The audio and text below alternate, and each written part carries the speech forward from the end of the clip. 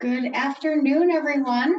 Welcome to another campus conversation with the College of Arts and Media. I'm Allison Smalley. I work in advancement, and we're so glad to have you all join us today. Before we move forward, as some of you are sort of used to by this time, I have a few housekeeping items that I'll go through, and then I will turn the microphone over to Dean Campbell. If you haven't already done so, please feel free to introduce yourself in the chat. I already know we have some individuals joining us from the West Coast area.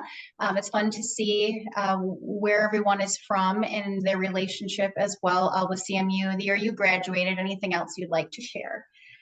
Please feel free to ask questions throughout the presentation, either through the chat or the raise your hand function. And we'll definitely leave time at the end for question and answers as well. Please have your videos on if you feel comfortable.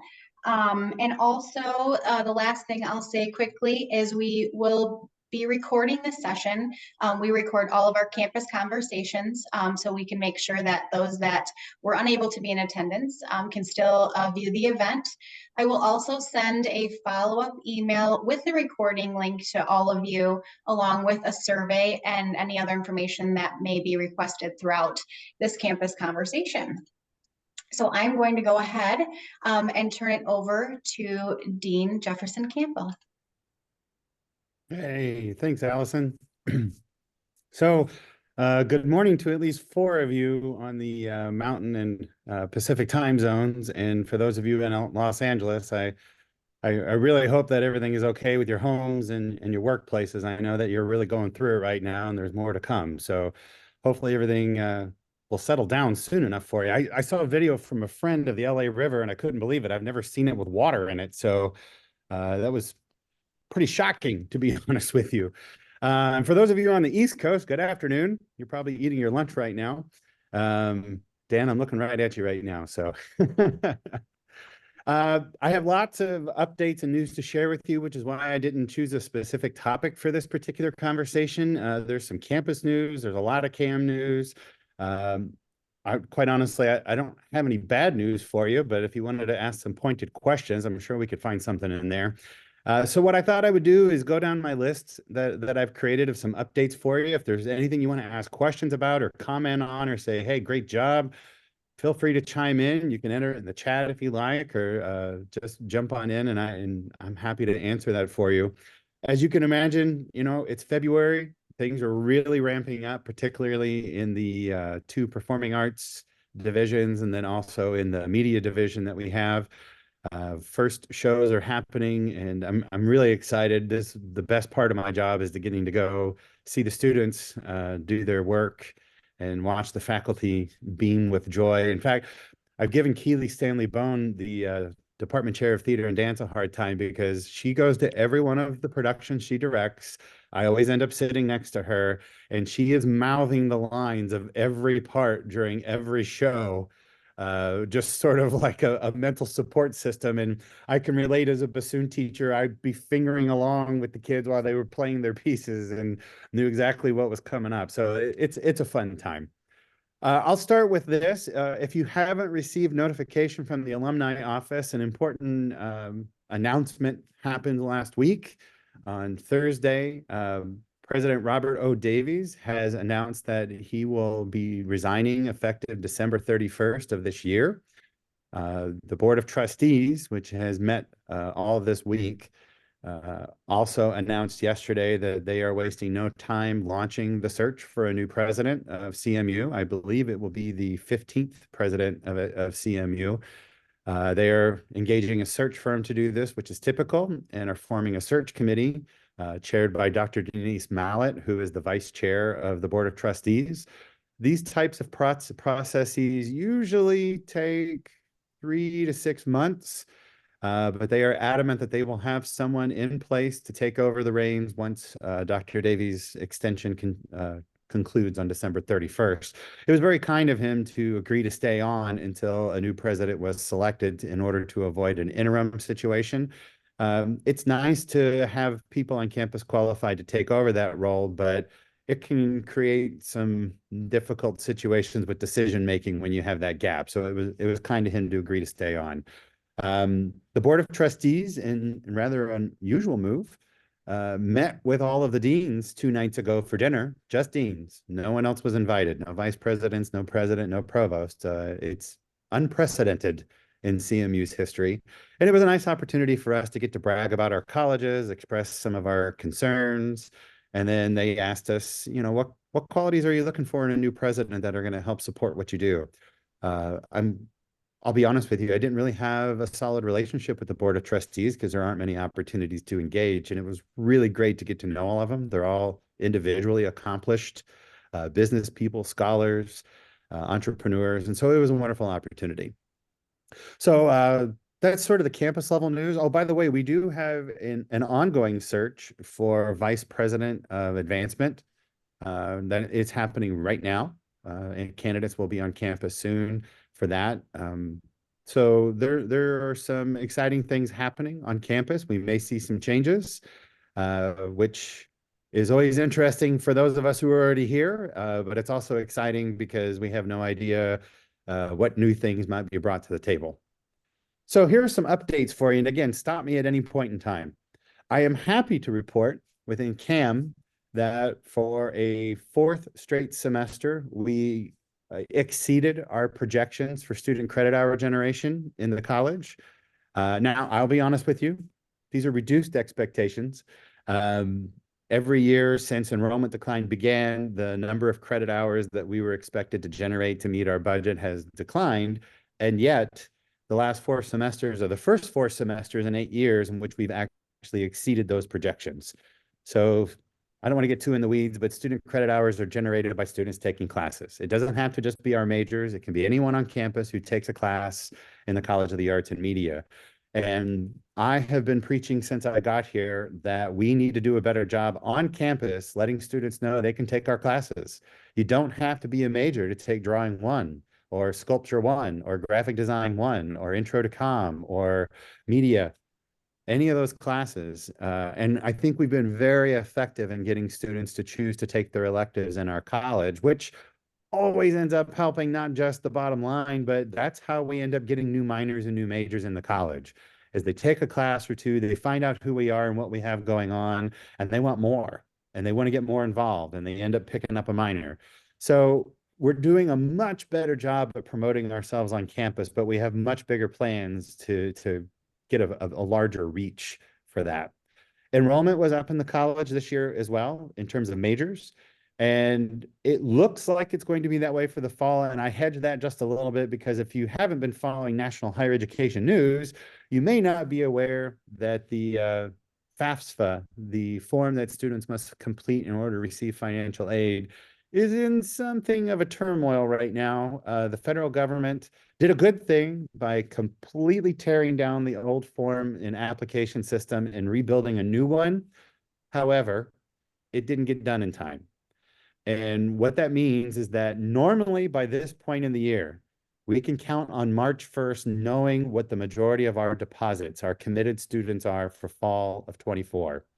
However, because students aren't being notified what their financial aid is because they can't even submit the forms yet, that deadline is going to come much later in the year. So we may be looking at May 1st or June 1st before we actually know what our deposits are for the year. But I can tell you this, it does look like we're going to have a small increase across campus, but specifically in the College of the Arts and Media for the fall. And we're doing everything we can within the faculty and the college administration to be proactive about contacting students. Typically, the students who are waiting are the ones who are absolutely dependent on financial aid in order to even attend college. And so we're working on ways that we can aid them, assist them, provide them some solid ground to stand on. I've proposed a plan with upper administration that we just use some of the reserves of the university to guarantee these students that no matter what, their financial aid will come in, but we're going to back it, basically like FDIC does for money in a bank. That we won't end up losing any money because the federal government will end up releasing those funds, but it sure would help a lot of people to know that they're not going to be on the hook for it that first year should there be a further delay. So we'll see where that goes. I actually think that that idea is an opportunity to capture some students who are trying to choose between us and maybe Western or Ferrier State or Grand Valley State. But if we're out there saying, hey, we got you, we got your back, I think that goes a long way towards convincing even extra students that CMU is the right place for them. So I can update you as we get a little further into that timeline of March, April, May, and December on where we actually are, but it is looking good. We've been recruiting our tails off. Every department has either had events on campus or been out multiple times across the state, particularly theater, art, and music. And I say that only because they already had a recruiting infrastructure in place, so they weren't starting from nothing. But they have really ramped it up. They've become more efficient, meaning they're not spending as much money and time to do the same amount of work. And then they've added a lot of things. In fact, the School of Music, I challenged them. I said, hey, listen, we have in-state tuition for everybody in the country. Don't just focus on Michigan. And they took me to heart on that. And they have been to Florida, they have been to Arizona, they have been to Texas, and they are planning trips to California and Illinois soon to try to capture out-of-state kids. And they were like, well, how are we going to get kids from Texas? Their tuition is cheaper than ours. And I said, easy. Just pitch them, come to Michigan where you actually get 4 seasons and where the power grid doesn't collapse every time it snows. Just sell that to them. And oddly enough, they got a lot of traction with that. And I did that when I was in Minnesota, by the way, as a bassoon teacher. I routinely went down into Texas to recruit and just told them, I was like, come to Minnesota. It's a change in geography. It's completely different. You're going to love it up here. The summers are beautiful. The winters are beautiful. Even though they're cold, you're going to love it. And, you know, you get some success with that. You pick up 3 kids and it was worth the trip. So everyone is recruiting. Media arts is doing the same. Journalism, I am working with one of our alums, a professor emeriti, to start recruiting community colleges with some intention. We've targeted about a half a dozen community colleges with either media or journalism programs already in place. So we'll be recruiting for the whole school of communication, journalism, and media, because right now, we're having a hard time, and this is some honesty for you, we're having a hard time filling our upper division courses. You know, that pandemic era recruitment was really low in journalism and communication. And so if we can get 10 to 15 community college third-year students to come into our program next year, we can solidify those 300 and 400 level courses with enrollment while at the same time continuing to recruit the high school students for the following year. So we're taking a lot of multiple approaches here and trying to shore up everything, stabilize it, make sure that we're in a good spot and we can fill all of our courses. We've completely reorganized our course offerings. We were offering too many sections of courses that were low enrolled and then having to turn around and cancel them, which was leading to retention problems because students couldn't get the classes they were counting on when they got there. So we've completely fixed that. We've rearranged it. We can guarantee students that these classes will be offered in this semester. Make sure you sign up for them. The class will run because there'll be enough students in them. So again, the faculty have been diligent about embracing these things. And quite honestly, a lot of it was foreign to them. They've never really been in a situation where they were asked, or in this case, mandated to do this. And so I worked with them to alleviate some of their fears and concerns. We brought advising in, made sure that they were involved and knew how to talk to the students. We're really working on multiple fronts on making sure that the students get what they need, they're being advised, the faculty know that the classes will run and we can assign loads easier. It helps our fixed term faculty whose contracts are dependent on classes running, so we can be more proactive with them and they know what they're planning on. So it's been a lot of work, but it's going to pay off almost immediately. We're looking at increasing retention across the college by 10% next year. And I've had a couple of people side-eye me on that, but I promise you we're going to get close to that if we don't get it, just by making some of these changes. The arts administration degree has moved forward again. It has full approval through the provost's office now. So it has passed academic senate, it has passed the academic planning committee, and now the provost's office. And so now we'll just be looking to put together the funding to hire a tenure track faculty member to come in, complete the course design, and start recruiting and offering courses in the arts administration degree. We're looking at January of next year, so 25, as having that faculty member on board, spending the spring semester building the courses, recruiting and establishing internship contacts, and then delivering the first classes in the fall of 2025. So hopefully we'll have a big class in that first iteration. I think we will. Anecdotally, I can tell you that when I've done tabling events with my faculty colleagues here, we have kids that are coming up to us and saying, hey, I heard you're going to start an arts administration degree. I'm really interested in that. When can I start taking those classes? So that's really encouraging because we haven't told anybody off of campus that we're even doing this.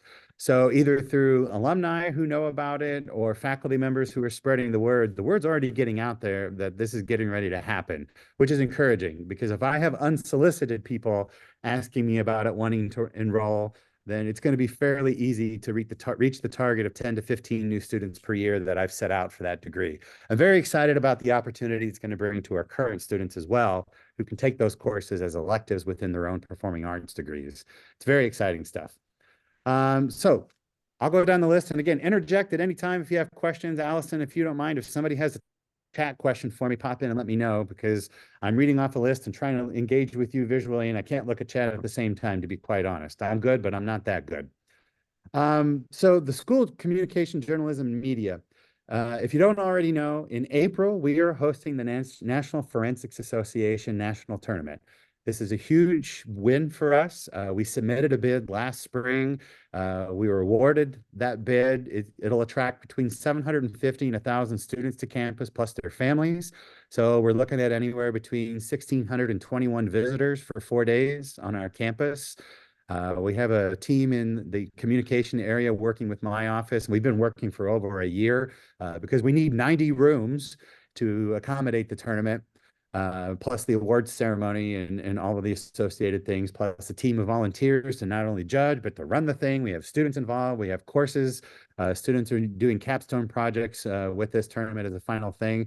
And the National Forensics Association has had our name, our logo, information about our school and our communication area on their website and on all their mailings for the last year. So it was basically a year worth of free advertising that we got by hosting this and doing the work. Professor Ed Hink, Dr. Ed Hink, former chair of the communication department and former speech and debate team coach, is the one spearheading this. He was the one that brought it to me and I was like, yes, tell me how we can do this. So it's very exciting that we're going to be hosting this. It's going to be a busy weekend at CMU. So we have the National Forensics Association tournament between the 17th and the 21st. We have History Day, which attracts about 1,000 high school students to campus, and 2 of those days right in the middle. And then we have 2 orientation events bringing 3,000 students to campus during that same 4-day time frame. So this is going to be a hopping place between April 17th and 21st.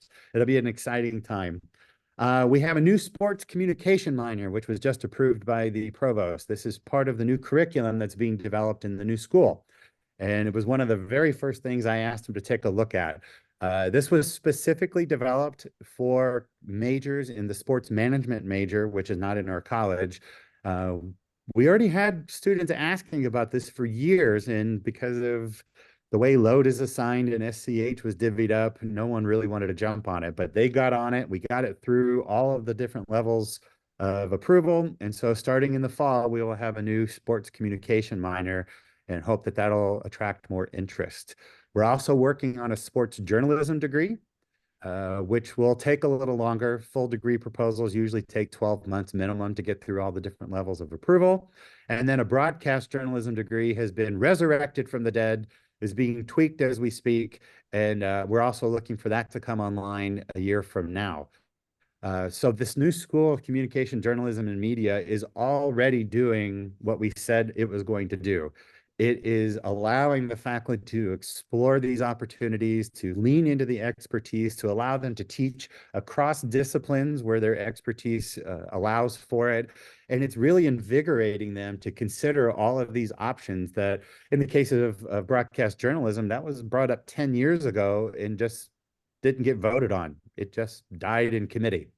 So here it is again, now with full support. We have students beating down the door wanting both the sports journalism degree and the broadcast journalism degree. So again, I think this is a real opportunity for us to grow and expand our offerings to students. And I think they'll be there.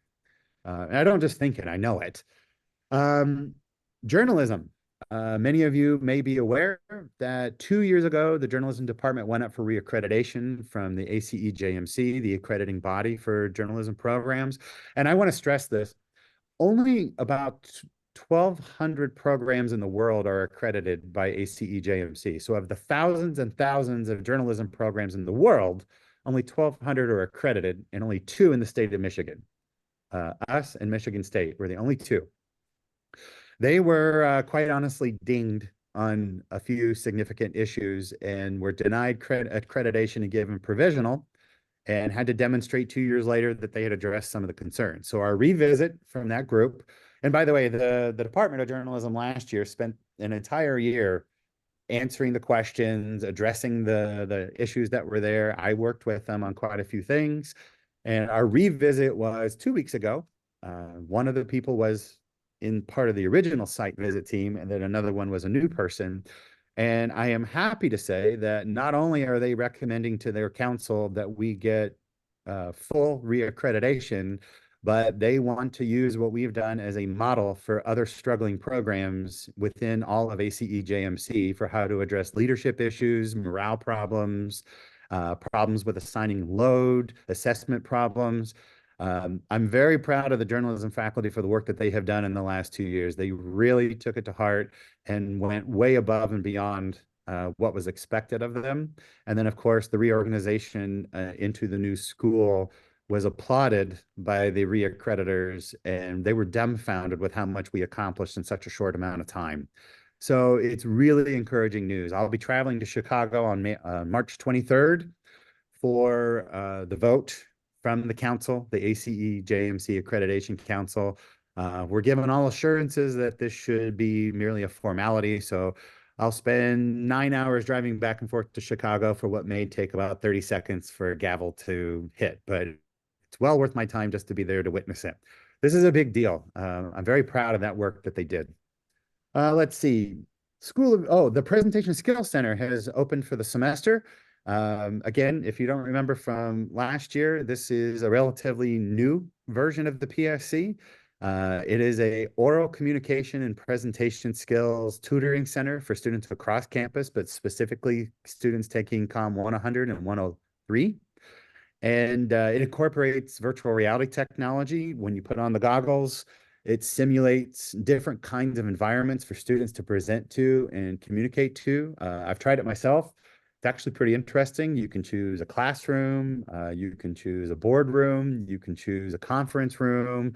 You can act like you're giving a presentation at a massive conference room of 2,000 people. And it's great because the artificial people react like real people do. For example, when I was giving my lecture to the classroom, just like a real classroom, 3 or 4 kids are falling asleep, and 2 or 3 in the back on their laptop, probably playing poker online. 2 of them have headphones on, probably watching the boys. There's all sorts of stuff happening in the classroom. And then, of course, the first 2 rows are fully engaged because that's where the overachievers are. And then it gives you a grade at the end, shows you your engagement, where your eye contact was, gives recommendations for not gesturing so much or for looking in one spot only. It's really, really fantastic. So that has opened again for business for the spring semester. We're looking to hopefully expand the footprint of the PSA next year or the year after. I've applied for additional funding from the university to blow out a wall to include a room so that students can transition from doing their presentations virtually to doing it to a small conference room of the staff and people that we have available to do it, so they can get practice in front of real people as well. So there's a lot of great stuff happening in the school. The school music, thanks to a generous donation from the Cozad family, we have an outdoor patio, for lack of another word, but it is a study space. It is a small performance space right outside the School of Music. It's a natural extension of the school building from the Chimichian Recital Hall. It is now officially complete. The tables were installed 2 days ago by facilities management. And so we now have this beautiful space for post-recital receptions, for alumni gatherings, for small concerts of chamber music. We plan on putting some lights up when the weather gets a little bit warmer, and then for the summer months. It was a really wonderful gesture by the Cozad family, and I'm sure we'll get lots of use out of it. It already makes the space look even better. Also, they have Jazz Fest this week, February 8th, 9th, and 10th. A series of high school groups will be coming to get adjudication, several performances by CMU faculty and guest artists. It's a great time. Usually tracks about 300 to 500 high school students here. So it's a recruitment event as well.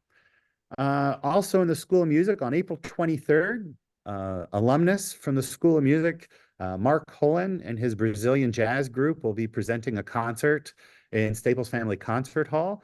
This is a guest artist event. They'll be presenting master classes in the days leading up to the event, and then of course the concert. It's always great when we can engage with our alums. And to that effect, the week before, the School of Music will be presenting Mozart's Requiem Mass, his final completed work. And technically that's not true. He didn't finish like the last 3 minutes of it, but he sketched it out.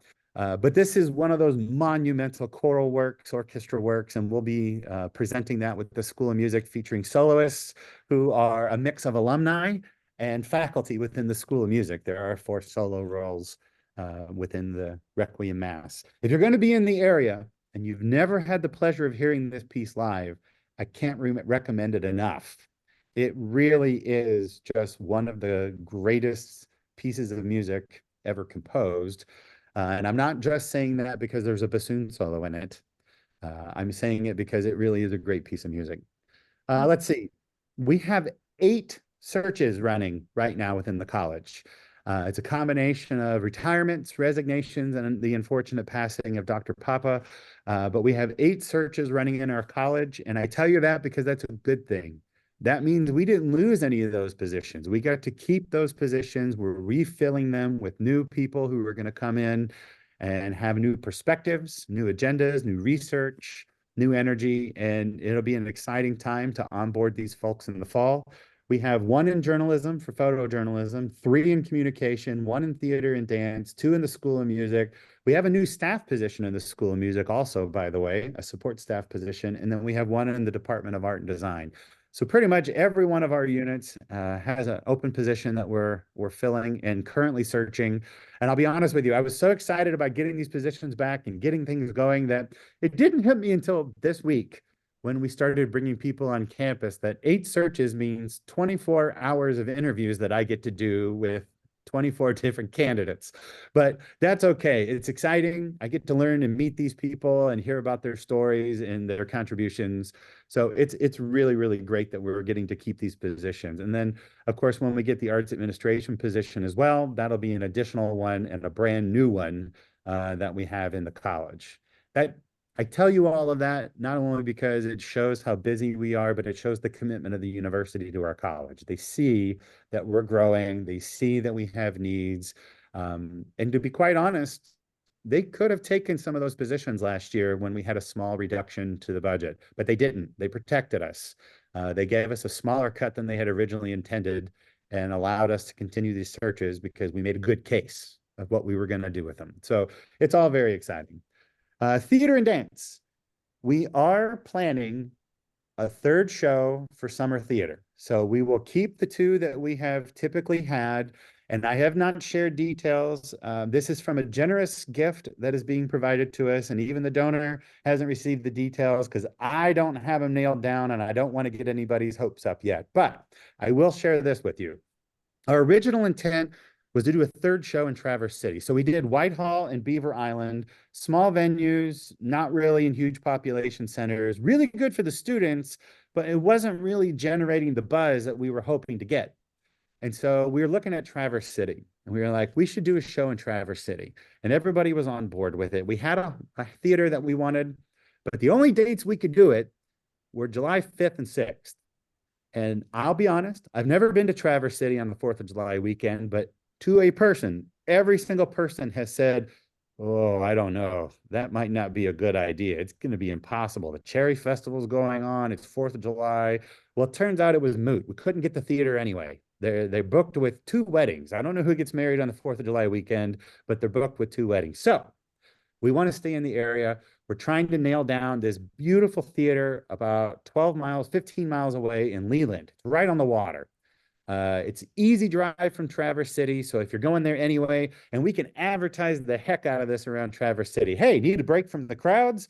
Come to Leland and watch this amazing performance. So Keely, the department chair, is trying to nail down the dates to make sure that we have them reserved before we make an official announcement. So consider this a sneak preview of what we're going to be doing. But we are absolutely doing that third show. We're going to make it an alumni event. You're all going to be invited. Anyone who is going to be available during that time, we want you to come. We're going to throw a party for you. We're going to have a good time and see a show. At least 50% of that show will be the 80s musical review that they're taking on the road this year for summer theater. And then the other half of the show will be segments from the other show that they're touring with. So they tour with two shows. So it'll be a great time. We can have a good get together before the show, and then we can watch the kids do their thing, and then maybe hang out afterwards for a little while too. But parking will be easier, driving around will be easier. You're still close to Traverse City if you really want to go and hang out with all the people. It'll be right near the water. I think it's the best of both worlds. But as soon as I have that confirmed, the details, I'll update both the donor first and then everyone else writ large. But I did want to make sure I had that on your radar. We're definitely looking for that. Theater opens its spring season this week. February 8th with The Last Daughter and the Townsend Kiva. So they're off and running. Their slate of shows. By the way, everything is available for music and for theater now. They finally updated on the events calendar for CMU. You can also go to Ticket Central for CMU if you want to look for it that way. All of the events are up there. And for music, I mean, it's a lot. I took a look at their calendar again this morning because I thought I'd give you some more highlights, but I don't think I'm overshooting it by saying there's about 120 events between now and the end of April in the School of Music. So they've got a lot going on. There's something for everybody there. And by the way, if you don't know, every Thursday night is live at Staples. They're live streaming that with an alumni live chat at the same time. So if you ever have a Thursday evening, 7:30 Eastern time free, and you want to see what students or faculty are doing in the School of Music, you can log in, and not only can you watch it, but you can chat with all the other alums and people who are in that broadcast at the same time. I went last Thursday. It was our graduate string quartet and the faculty string quartet, and it was spectacular. It was absolutely fantastic. The grad quartet was really impressive. Not that I expected any less. And by the way, that graduate quartet is great. So the violinist is from Southern Italy.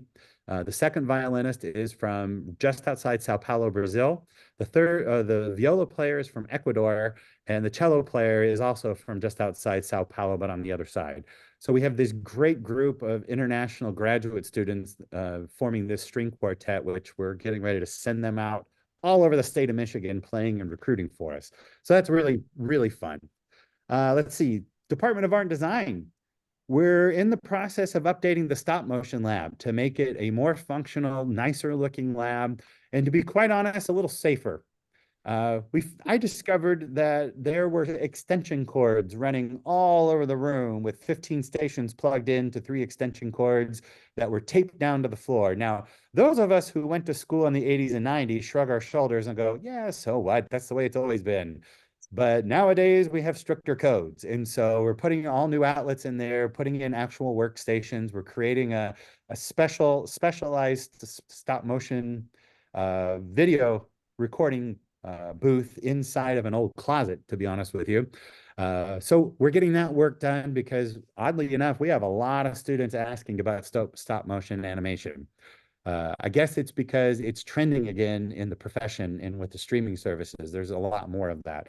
So that's a really cool thing. We're putting in a brand new screen for the art history professors. These poor people. I went in there for a meeting with the art and design faculty, and they were projecting something on the screen, and there was a huge rip across the screen. And I said, hold on a minute. Don't you spend like your entire day in this room showing slides of historical art to talk about? And they were like, yeah. I said, doesn't the giant rip in the screen make that a lot harder to talk about the art and, you know, the details? And they said, yeah, but it costs this much money and we don't have it. So we replaced it. We put in a new screen. It'll be motorized now, so it can go up and down. So hopefully it won't get ripped again, which was an accident, by the way. It was just somebody moving equipment. It caught on the screen. We have updated 7 of the 10 computer labs in the college, all new computers. It was time to put it into reference for you. Of the 10 computer labs, these 7, the machines in there were 10 years old or older. A few of them were 14 years old. We couldn't update them anymore. We couldn't install new software. So one of the benefits of the new state appropriations last year was that they released some of the obligation of the university for contributing to the Michigan Employee Public Retirement System. And that meant that colleges got some base funding back. And so I immediately assigned that to technology in the college because I did not have a technology budget from the university built into my college budget. So I made one. And this is the first round of what we're doing. The next round will be completing the next 3 labs, which are discipline specific and more expensive. And then we will start a 4-year faculty computer rotation plan that we don't have in the college. And again, of 125 faculty computers, 60 of them are 14 years old or older. So if they're running an Apple machine, they are running on an i3 chip, which hasn't been done in years. And there are security risks involved. There's software problems that we run into. So we're going to get that fixed. And we're going to get people on machines that we can maintain easier from an IT perspective, that are more secure from an operating system perspective, and that will actually run the dang software that they need. So we're going to get all this taken care of. After we're done with that, the technology budget that I've created, which is base funding, we're going to start looking at doing some renovations to rooms so that they can serve more than one purpose. I need some more animation workstations so we can expand the number of classes we're teaching. So we're going to look into doing that. We're going to look into creating some more animation workstations. So there's a lot of great stuff happening there. Also in art design, this week, we begin the Barstow Artist Series, the lecture series. So if you're not aware, there was a generous endowment by Mr. Barstow that essentially does 2 things. He donated his estate to us, meaning literal property. So we have a house and a garage that has been converted into an artist studio about 10-ish miles outside of town. It's east of town on the way to Midland. We bring in a visiting artist every year, a new artist who specializes in a different area of art and design. They teach some classes and they deliver guest artist presentations, while at the same time, it's also a retreat for them. They get to use the studio facilities and supplies at the Barstow House to generate art in their whatever their specialty is. It's a really wonderful opportunity that we have that enhances the learning for the students in art and design.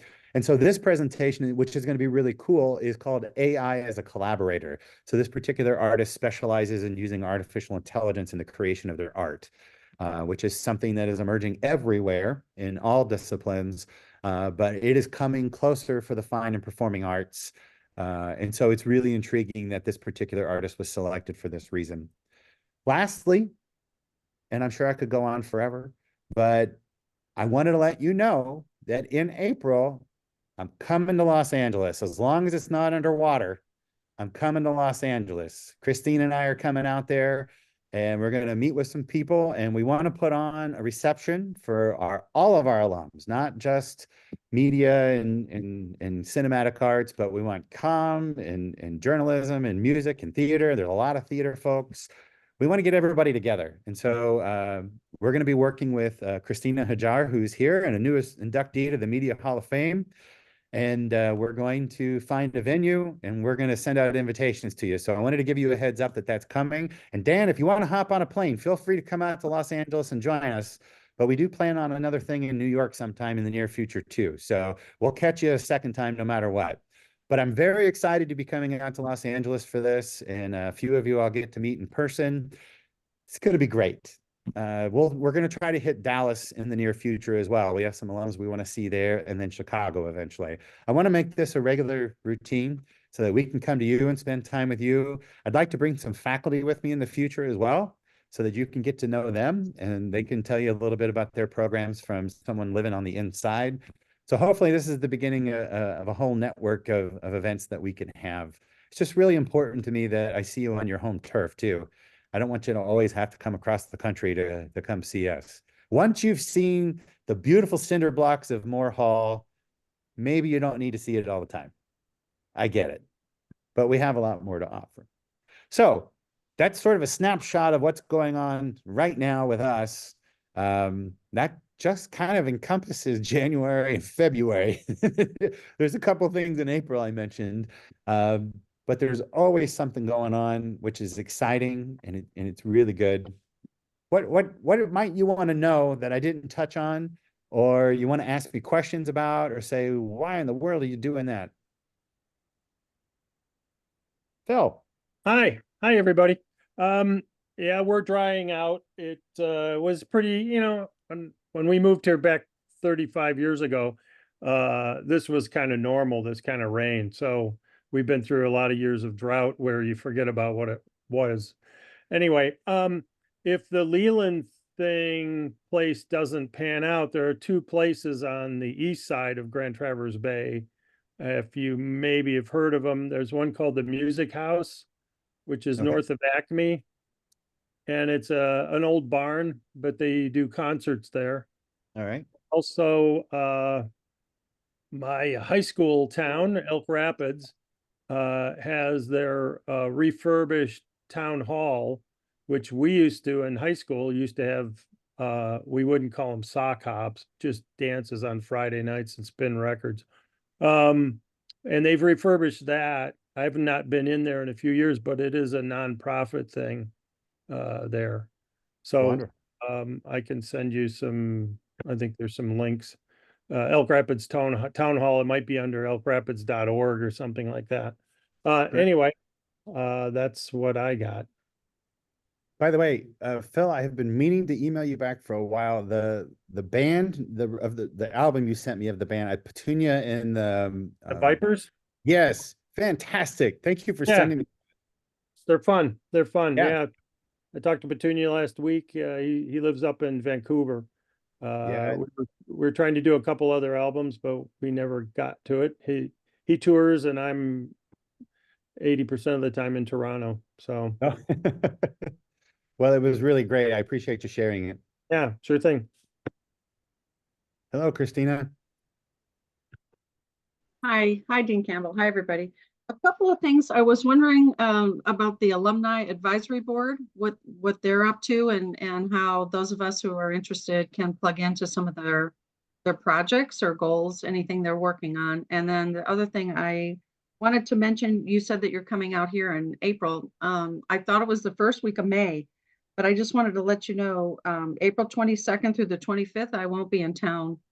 So I hope you're not planning to come that week. I won't be here. No, that's good info. No, Christine and I will get there, I think, on the 29th or the 30th.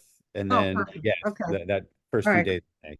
Yeah. Okay. Sorry, I guess I was thinking of my schedule and not the actual schedule. Gotcha. Okay. So in terms of the advisory board, thank you for bringing that up. It was on my page and I just skipped over because I was too excited talking about the School of Communication, Journalism, and Media. So the Alumni Advisory Board created an executive committee at their in-person meeting in the fall. And the executive committee has met a couple of times and is sharing information with the remainder of the board. I just met with them a couple of weeks ago to finalize the agenda for their spring board meeting. It'll be busy, but good. They are going to be they'll be meeting with the Vice President of Advancement, the Director of Alumni Relations, the Provost, and the President of the University during that day. And then they have some pretty specific goals towards helping with specific development projects that I've given to the executive committee. And there are a couple of other items on there as well for creating alumni and mentoring. They're going to spend at least one session of that day talking about building an alumni mentoring network for recent grads and current students. So I would say that project probably has number one priority from that perspective. In terms of fundraising, I do know that they're going to have at least one full session to talk about items that board members feel they should pursue in terms of either supporting current endowments or creating a new one within the college. I have my own thoughts on that, which I'll share with them at the meeting. To be honest with you, Tim had a brilliant idea copying Emerson University on finding a way to establish a facility in Hollywood where my third and fourth year cinematic arts students could go to basically internship at a facility we manage in Los Angeles, closer to the business. It wouldn't have to be LA. I mean, there are other major film cities, but certainly having a presence there in a meaningful way in the future would be great. And by the way, I thought it was funny, Tim, that there is a provost opening at Emerson University, and I got contacted by a headhunter wanting to know if I was interested. And I was like, well, why don't you send me your information packet? And of course, that facility. So I now know everything about it. That's great. Yeah. I declined them, by the way. I said, no, I thank you very much, but I'm not interested right now. So those are some of the main topics, and then they have other items on their agenda, but they'll be meeting again. Phil, Tim, I can't remember the date. Is it? I think March 29th. It's in my head. 29th of March. There you go. March 29th will be the next full board meeting. And they will also, I know this, be working, Danny is working to get the other alumni boards that exist within the college to have representatives at that meeting to talk about how we can bring this together. And the College Alumni Advisory Board will work with them as essentially a subcommittee so that we can bring some unity to all these groups, and everyone's not out trying to do separate things, but we're actually working towards similar goals. So I do know that that's another topic for that March 29th meeting. I've got a question for you. Yeah. When we had our last board meeting, we learned a lot about like scholarships that are available for students. Yeah. I remember you talked about one that was a great scholarship and like nobody even applied, kind of a thing, right? Yeah. And is there a way that we could get a list, or it could be, or is it listed anywhere, like all of the potential scholarships for anybody who wants to get into the College of Arts and Media? Yeah, I can certainly do that for you. I have a list. Yeah. And is that something that, it gets published like on the website and things like that for the college so that students can, potential students can see that, or current students? So within each academic unit, they have a list of the scholarships that are specific to those units. So like if it's a media scholarship, Media Arts has it listed on their page. We are going to create a master list on the college website with an application link, because all of them are online applications now. And I've, to your point, I've been very frustrated that we're not getting more applicants, and I know it's because they're not aware. It's on our end, it's not theirs. We have not been good about telling them this is available, take the money. We want to give you the money. That's the reason this exists. I did give an update to all the department heads. So every 3 weeks, I meet with all department heads at one time. It's called the Dean's Advisory Committee, but I gave them a list within their units of scholarships that have not been awarded in a year or longer, and gave them a mandate that by May of this year, they would award a scholarship from each of those accounts. I said, it is impossible for me to go to a donor or a potential donor and try to convince them to reinvest when you're not even spending what they give you. It looks like you don't care. And I said, and those are students that we could have here in the department sitting in your classes. And so they understood that. And quite honestly, the response I got from a lot of them was, the dean's office has never told us this stuff before, which is not unusual. It sounds obvious, but I've lived that. I have lived that myself as a former department chair. So it was good that we brought it to their attention. I had made an assumption that they knew about it and were just not choosing people.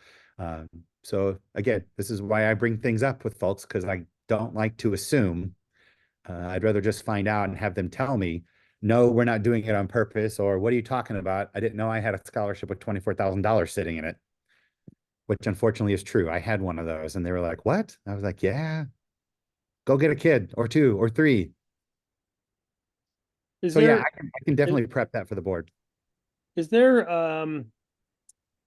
a way to maybe get, social media is the way you connect with a lot of people today.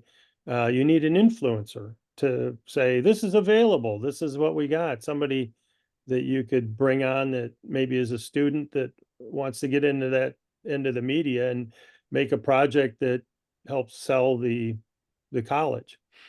So, Phil, you're exactly right. And I did leave two things off the list that I should have talked about, but I thought they'd get too far into the weeds. But okay, our short-term solution is exactly what you're talking about. is getting a student from each of our units to act as essentially a social media influencer for their department, sharing information, generating excitement, et cetera, et cetera. That's step one. And we're hoping to start that March 1st. There's a reason why it's not happening sooner, but March 1st is when we're hoping to get this off the ground. We're starting with media arts and journalism/PR students. The second step, I proposed in December and again in January to each of the units that as dean, I want to create a PR firm within the college that with me as the client. The college is the client.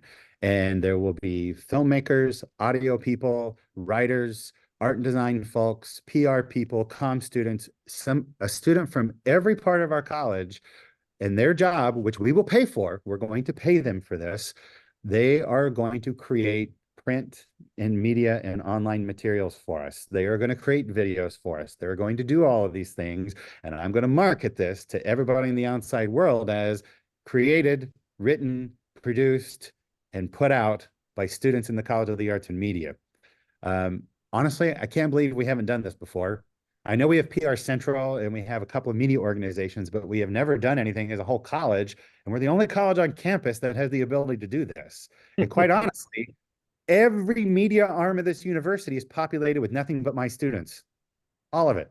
Right.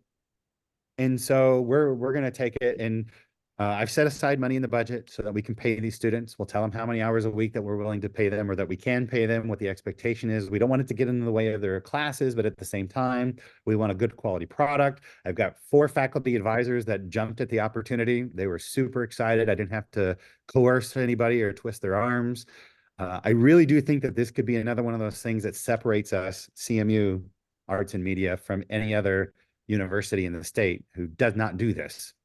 The other thing I was going to mention is 2 years ago, I proposed something called the CAM Student Ambassadors, where we would have 2 students from each academic unit who, again, would be on the payroll and act as promoters, both online and in person. They're going to help recruit at recruiting events because students are our best recruiters with potential students. They can travel with the faculty and admission staff. They'll do things here on campus. They're going to hold social events to help with retention of our current students on campus. The only reason I didn't do it this last year, well, there were 2. One is the whole reorganization into a new unit thing was already a lot going on. And quite honestly, some of the students were confused. They were like, wait a minute, what am I a part of now? And who do I go to? And so we're finally settling all of that. And the second was money. It was just straight up money. It'll cost me about $20,000 a year to hire 10 students to do what I'm asking them to do in terms of time commitment. And last year, there was a lot of budget concerns. And so I was running a narrow enough margin that 20 grand could have made or break something. That is not the case this year because I'm going to end the year 9% above my projections. So there's actually going to be some wiggle room in the budget to do these things. So hopefully that addresses what you were talking about. But stage 1 is just identifying a student who is capable, good at it, wants to do it, and will go out there and do it all the time. Because they bring a perspective that, quite frankly, faculty, staff, and administrators just can't. Oh, for sure. We've actually talked to some of them and tried to nicely say, when you create your social media posts, don't think of Facebook. You're so used to Facebook, but kids call it old book because we're on there. Their parents, their aunts and uncles, their grandparents, they're all on Facebook. So they don't post anything there anymore. Yeah. Yeah. And even Twitter, even X is not what it, This guy is good. It's, Is this what they wanted you to have? This is what I had. So. I'll talk to you in a minute. Yeah, Threads is picking up steam, but it's got some issues as well right now. But we're gonna pretty much blanket as much as we can. We're gonna take a scattershot approach at first, see what gets us the most views and clicks, and then we'll start leaning towards those areas. We won't abandon the others, but we'll definitely start generating content for specific platforms. And it's great because I've got an entire PR department in my college. So, right. And a comm department. Hey, Jefferson, this is Linda Olenichuk. Hey, Linda. I was wondering also, when we do meet in March with the board, a couple things that I would love is a campaign or of posts that we can post on Instagram, old book, LinkedIn. Yeah. I mean, I'm right in the thick of things with a senior in high school. Yeah. And, I think I shared with, Jefferson when I called you that day when I was trying to get that girl into winter semester. Yep. I was driving him around because he competed for the Centralis scholarship, and he was looking at student housing, and he was like, "This is student housing." He's like, "That's amazing." He was really impressed with everything going on campus, and it was just great to get his perspective of campus. But I would love like a list of posts that maybe somebody on your PR team could put together for the alumni advisory board. Because I'm right in the thick of things with people in that age group that are looking for college. In fact, I just got his friend. I saw her this week. She wants to do digital media. And I'm like, well, did you apply to Central Michigan? And she's like, no. And so I made her apply like right then and there. And she found out like in 24 hours that she was accepted. So I like got my phone out. We made her apply.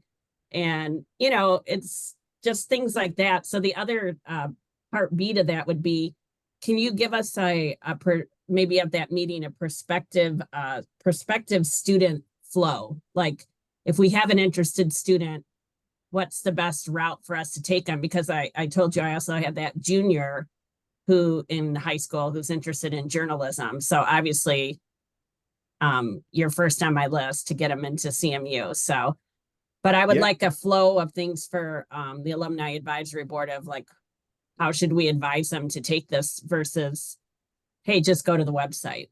So. Yeah, right. So the student ambassadors program will certainly help with that, because that's one of their jobs, will be to serve as that front door for students who have questions or want to know more or need help applying or whatever that might be. Is we're going to promote them because we find that students are more likely to ask another student than they are a grown-up or an administrator, right? But for the time being, what I will do is I will send out a list of the people in the department, each of the departments or units who have already been identified as that contact, that front door contact, because we have done that. But I can send that out to everybody so that you know who to send potential students to for questions or help. We're more than happy to do that. And, one of the things that we're doing here that I did at a previous institution that's really working. So we get, as a campus, we get 20,000 applications, 8,000 of those kids are accepted, and then we end up getting like 2,000 enrolled, right? And of that, and all of those numbers in CAM, it's like 1,200 applications, 600 are accepted, and 200 enroll. And I'm trying to get it up to 300 enrolled, and I'm trying to raise the other two numbers at the same time. So one of the things we've done is any student who gets accepted by the university, my department heads immediately send an email to that kid. So, I mean, we're sending between 1,200 and 1,500 emails across the departments, but I have told everyone who will listen to me that email more often than not becomes the deal breaker for a kid, because they realize this person took enough time to individually email me a message telling me that they're there to answer questions, offer information, take them on a tour if they want it personally. And I do believe that that's part of the reason why our enrollment is starting to go up, because we're being proactive. We're not just sitting back waiting for people to show up, which honestly, and this is not, I'm not taking a shot at any of my faculty. That is the way it worked for 30 years. You didn't have to recruit. There were so many students that everybody had plenty, and they just showed up at the door. All you had to do was make sure that there was some admissions materials that went out in the mail or to their high school. It's not the case anymore. We have to make the case of why they need to come to us. And if we say it's because of personal attention, we better be giving personal attention before they ever get here. So that's what we're doing. We're just making good on that. But yes, Linda, absolutely. I will do that. I will get the list of people for contacting, and I'll get it out.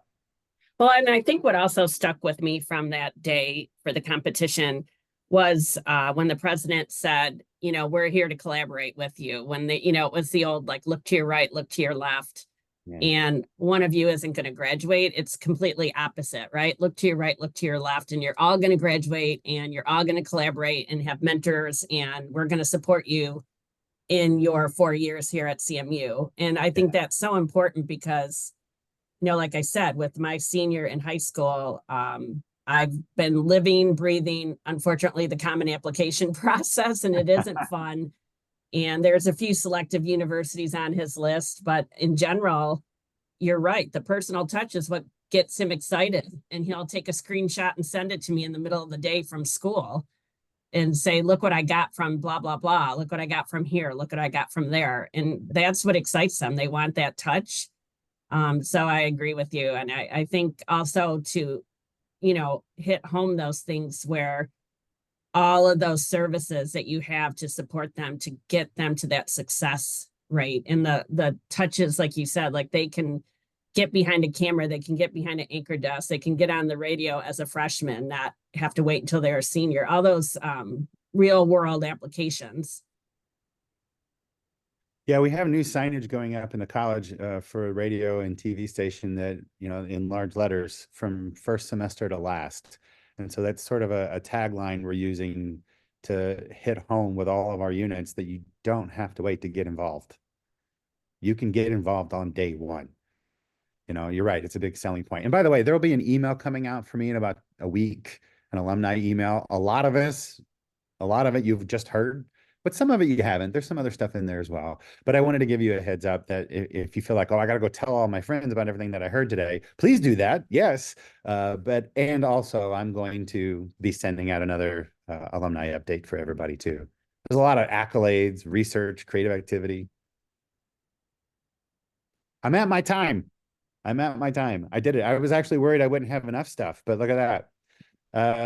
I want to thank you all for taking time out of your day to be a part of this. I see some Action C clothing worn in some of the video squares. Thanks for representing. Appreciate it. By the way, I should mention before we leave that Phil, Tim, and Linda in this meeting are part of the Alumni Advisory Board. If you have questions, you can always look their names up on the website. And you can contact me anytime. Send me an email directly. I'm happy to communicate and answer any questions you might have. And short of that, if you're going to be near Los Angeles in the 1st of May, come hang out with us. It'll be a great time. Thank you. Sounds good. Thank you. you. Thank you. Have a great day. You too.